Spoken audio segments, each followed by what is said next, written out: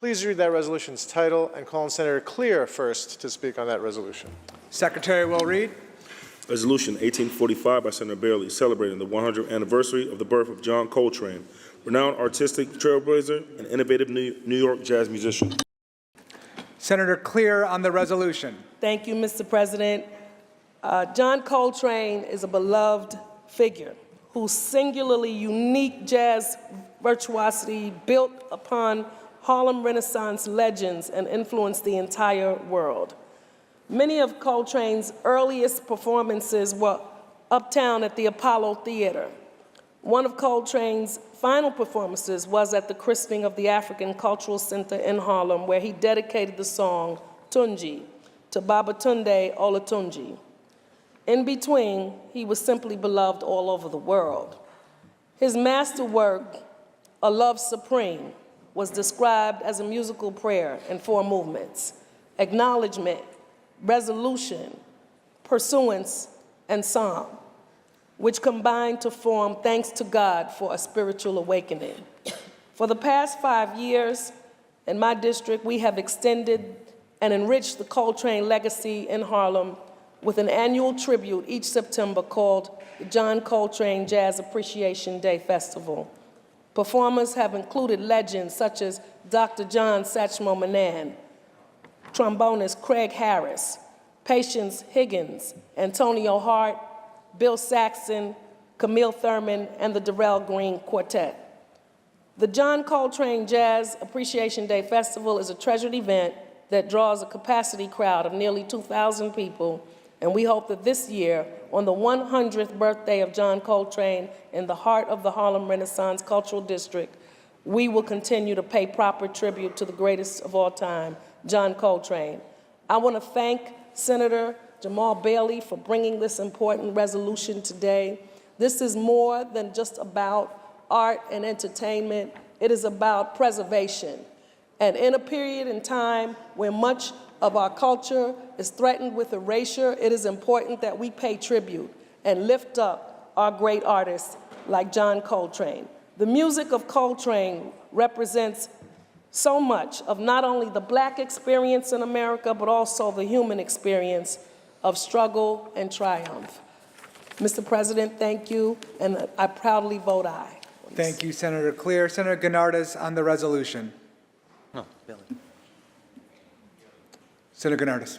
Thank you, Mr. President. I love jazz, Mr. President. Before I got elected and I had free time in my life, I used to go to Senator Clear's district to Bill's Place, Friday nights, right? Go listen to some amazing jazz. But among my favorite was John Coltrane. And everyone talks about Love Supreme. To me, it's the live version recorded in 1965 in Paris, that 48 minutes, that spiritual journey, which is a joyous cacophony of sound and music and energy. And it all starts with that slow, haunting humming, and he just starts bringing it in, love supreme, love supreme. Nothing is better. Nothing is better. And whenever I'm feeling like I need some spiritual rejuvenation, I put that on, because that just fills me up. And it's because of the power that he has, the way he harnessed the power of music to heal people who may or may not know that they were broken or that they were hurting or that they needed some type of healing is unmatched by any musician I think that has ever lived on this planet. And so I'm really thankful that we get to take a moment from our deliberations today to pay tribute to Mr. John Coltrane on the 100th anniversary of his birth. And I want to thank Senator Bailey for reminding of us of just how important that is. I vote aye. Thank you. Thank you, Senator. Senator Webb on the resolution. Thank you, Mr. President. I too want to extend my appreciation to Senator Clear and Senator Bailey, and of course our majority leader, for supporting this important resolution. John Coltrane, as we've shared so far, and as a lot of us know, he was an incredible pioneer in his shaping of music. Not just jazz, but music overall is something that we most certainly still recognize, and it's important that this resolution is happening today as part of commemorating his 100th birthday. He has not only inspired generations of musicians to pursue their dreams. He is also noted as one of the most influential and prolific artists in the history of jazz and music. It is also important to note that his inspiration to artists pushed them to move past what is comfortable or what is safe and to reach for something that is true. John Coltrane also served his country. He enlisted in the Navy to fight in World War II, though it was obvious that his true calling was music. And while stationed in Hawaii, he played clarinet in the Navy band, the Melody Masters. Though due to segregation, he was only a guest performer and could not be considered a permanent member. He came of age at a time of pervasive racism and bigotry, yet he dedicated his life to spreading a love supreme and being the force which is truly for good. He collaborated with trailblazing artists like Miles Davis and Thelonious Monk, and we all know that music is one of those things that brings us all together regardless of cultural identity. I shared this story about my family. My parents in particular were vast collectors of albums. They were known in my neighborhood as our neighborhood music store, and most certainly amongst the many albums that they collected, John Coltrane's music was most certainly prominently featured in that collection. Next month, the Black Legislative Task Force is coordinating a celebration to commemorate Black Music History Month, and of course, we will be recognizing John Coltrane and other icons who have shaped and continue to shape our culture through music and more. John Coltrane's music continues that connection. His music lives on in concert halls, on sidewalks, and in jazz clubs around the world. His music lives on in each and every one of us when we pursue our true calling. And when we find our own song or theme music and refuse to let it go unplayed. I am proud to be voting in favor of this resolution, and I encourage my colleagues most certainly in honoring the extraordinary life and enduring legacy of Mr. John Coltrane. Thank you, Mr. President. I proudly vote aye. Thank you, Senator Webb. Senator Martinez on the resolution. Thank you, Mr. President. I rise today because this wonderful house sits in my district. And while we're celebrating this milestone, as mentioned before, let's not forget the preservation for future individuals to listen to such great music. And a love supreme, the fact that it was created in Dix Hills on Long Island is one of the proudest moments that I can possibly say that I have right now, because when I found out that Senator Bailey was presenting the 100th, our district is so big and there's so much history in them.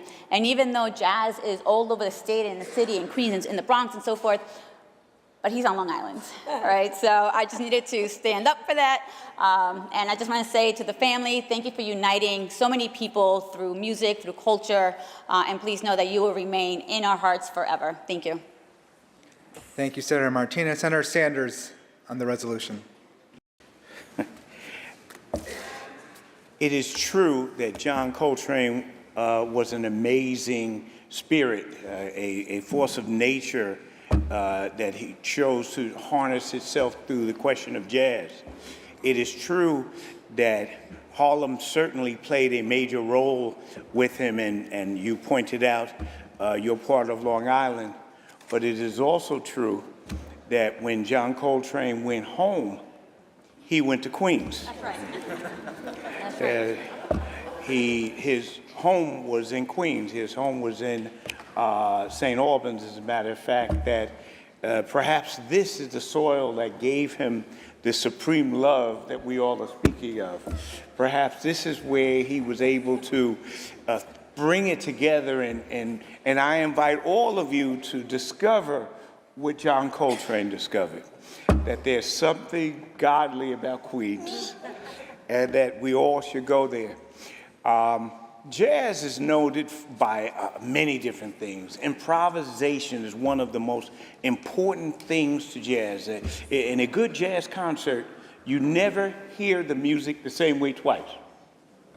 Unlike other musics, you never are hearing the music the same way twice. You're always going to hear it slightly different or sometimes radically different, depending on your album, depending on what the feel of the day is.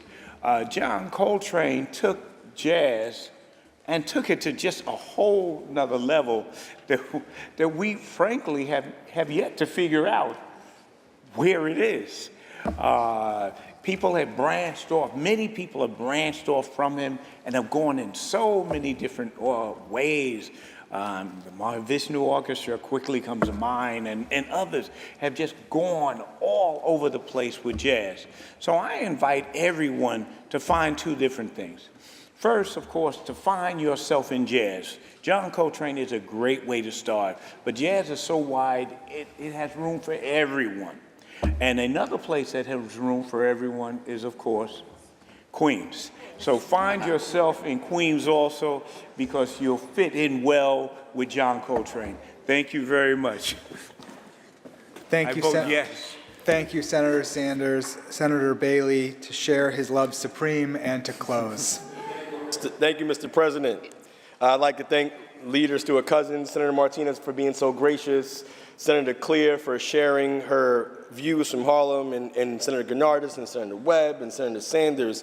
We talked about the soil that was rooted, but we're going to talk about the soil that John Coltrane came from. He was born in Hamlet, North Carolina. Raised in High Point, which is my state. This one's for North Carolina. Come on and raise up. And North Carolina raised up one of the true legends in music, not just jazz music, Mr. President, in music. In 40 years, this man has created an art form that Senator Sanders indicated has never been replicated. The precision or imprecision in which he's able to play. I'll get to hip hop in a second because there is a fusion there, but Rakim noted he borrowed his delivery when he heard John Coltrane play two notes at the same time. So he pushed the boundaries of music, not just jazz music. And he did a lot of great things. He said, you know what, sound in music, but I'm going to make it soulful with his reinterpolation of my favorite things. Giant Steps, one of my favorite songs, the frenetic energy. And I'd imagine you never hear that song played twice. Just the frenetic energy, not so mellow, but mellow at the same time. Mr. PC, Love Supreme, of course. But Mr. President, my favorite Coltrane song was Alabama. Relatively short in comparison to the rest of his magnum opuses, but it plays like the soundtrack to Black America because it in fact was part of the soundtrack to Black America. It was inspired by the 16th Street Baptist church bombing. And he actually, without words, Mr. President, took the same rhythm of Dr. King's eulogy and played the sax in that form. That's not genius, that's beyond genius, Mr. President. You know, I learned a lot about jazz music from my dad. And in preparing for this resolution, I listened to a lot of Coltrane over again. And you know, growing up, you don't know the names of the songs, but you know you've heard them quite a few times. So I had to make sure I give due notes to my dad. And I was speaking to him about it. He talked about how growing up in Carolina, that was the first tenor man that he saw that inspired him. And he listened to Blue Train, which was his favorite song. To what my dad says, the seminal song of jazz music, Blue Train. WBGO and Jazzmobile and all of the places that we've heard jazz growing up, so important to our culture. Hip hop and jazz, Mr. President, in my opinion, are the greatest American art forms. You could argue me if you wish. I don't think you'd be successful. Amen was sampled by Lords of the Underground's Chief Rocker. Functional with Thelonious Monk was sampled in Method Man. As I mentioned, Rakim, one of the greatest MCs of all time, was a saxophone player in his youth, and he patterned his rhyme, his flow, one of the most legendary flows in hip-hop history, after the way that Coltrane played the saxophone. Mr. President, there's so much that we can learn. As Senator Gennard said earlier, if you have not listened to Coltrane, I would implore you. I wonder what you're doing. But secondly, I'd implore you to listen. You can go on whatever streaming service of your choice. I'm not going to advertise for them, but I want you to go on there and pick any Coltrane song, and you will be satisfied. I just want to make sure we recognize the guests that we have who continue to help bring jazz music at a major level. Mr. Charles Wadlington from Universal Records, and Ken Drucker from the Senior Vice President of Jazz Development at the Verve label group, the preeminent jazz label of our time. And recognize that even though that his family was supposed to be here, I want to recognize them for all that they do to continue the legacy. Ravi Coltrane, Michelle Coltrane, and Orrin Coltrane, his children, his late wife Alice Coltrane, and his late son John Jr. And I want to leave us with a quote from John Coltrane in 1966. He said, "I know that there are bad forces, forces that bring suffering to others and misery to the world. I want to be the opposite force. I want to be the force which is truly for good." He was truly for good, Mr. President. May his legacy live on, and on his 100th birthday, we celebrate one of the greatest to ever pick up a sax, Mr. John Coltrane. I vote aye on the resolution, Mr. President. And please recognize our guests. Thank you, Senator Bailey. To our guests, I welcome you on behalf of the Senate. We extend to you the privileges and courtesies of this House. Please rise and be recognized.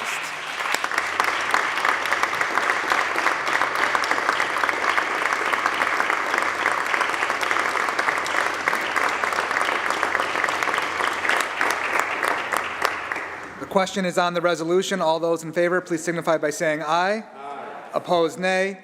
The resolution is adopted. Senator Gianaris. Please call on Senator Harcum for an introduction.